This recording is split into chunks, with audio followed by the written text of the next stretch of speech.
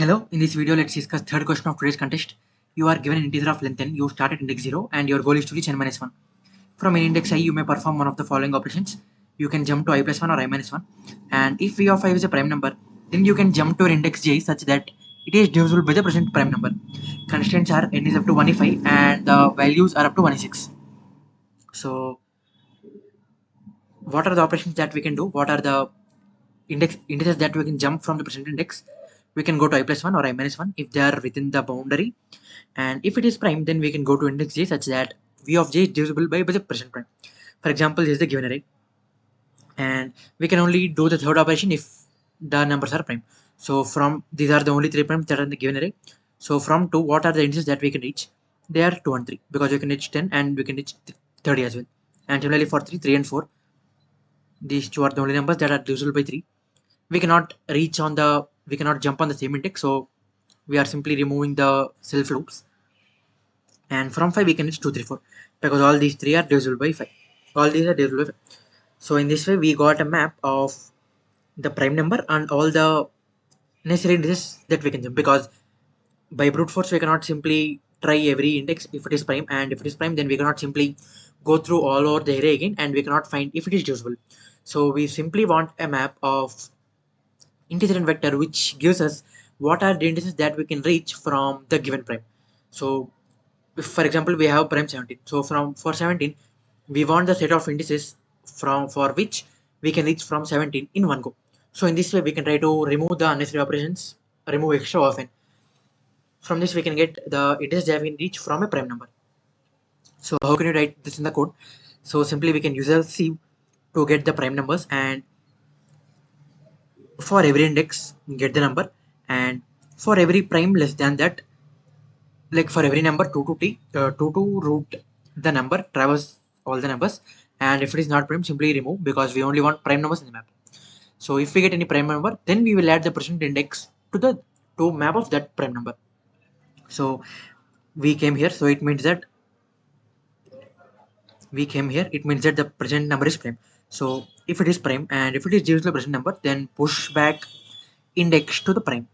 So that one we exactly want, and simply do the loop until it is divisible by b, because no need to add multiple times. For example, if it is 45 and we are at 3, so no need to add 3, 3 and 5, only 3, 5 is enough. So simply no need to duplicate, so simply divide by b. And finally ultimately if it is still prime, then add the present index to x as well. For example, if it is 34, the root of t will be up to only 5, so we will traverse 2, 3, 4, 5, but ultimately the number will be 17. Why it is not 1? It is not 1 because the final number is 17. It is prime. So this is also prime. So simply add that also to prime to v of a. So in this way we got how to get the indices for a given number. So simply start BFS. So basically we want the least jumps required. So simply BFS. What is the difficulty here? So let's discuss a case. For example, we are at 5. We have many other 5s as well, and these all are the indices that are divisible by 5 as well. For BFS to be correct, we want visited array, so that we will not repeat the whole again. So let's discuss terrain of this. For example, we are at the first index 5, and from the map we got that these are all the indices that are divisible by 5. So from this 5, so we will start traversing every index in this. Let's assume that the indexes are 1, 2, 6, 7. So we will check whether 1 is visited. If it is not visited, then visit this and push into queue. So start 2. If it is not visited, push and so on. So in this way we can complete the BFS of this 5. So after this 5, we will come to this again, because this is the next state of BFS. So let's assume that we have 5 here. So assume index 1 is 5. So we have 5 again. So now what is the thing that we will do? So this is prime again, right? So we will traverse again the map, because this is prime. We will have the occurrence of this in the map. So we will traverse this again in the map, and we will do all the unnecessary iterations, because we already completed the whole traversal for the prime 5, right? Because initially the prime we are dealing is 5. So all the optimal operations are completed with respect to 5. In the future there is no need to use the prime 5 again, because for example we reached 5 to 5 in the first one, But after the second one, there is no need to reach from this 5 to this 5 again, because all the distances are updated in the first time itself when we used 5. So in the second time when we are using 5, there is no need to traverse all the indices again, so that all the computation is completed for the index 5. There is no need to loop again through index 5 again. So only visited is not sufficient here. So visited of j indicates just whether in the BFS it is visited or not. But we also want whether a prime is visited or whether a prime computation is completed before or not. So how can you do that? We can simply maintain a visited set of count also. So that, for example, we are at 5. So we complete the BFS for whole 5. Then we will add 5 to this count. So that in any future iteration, we will not traverse the map of 5 anytime, because it is already completed and we are sure that it will not increment our answer. It will not better our answer, but it will surely waste our iterations by simply traversing the whole vector adjacency of 5.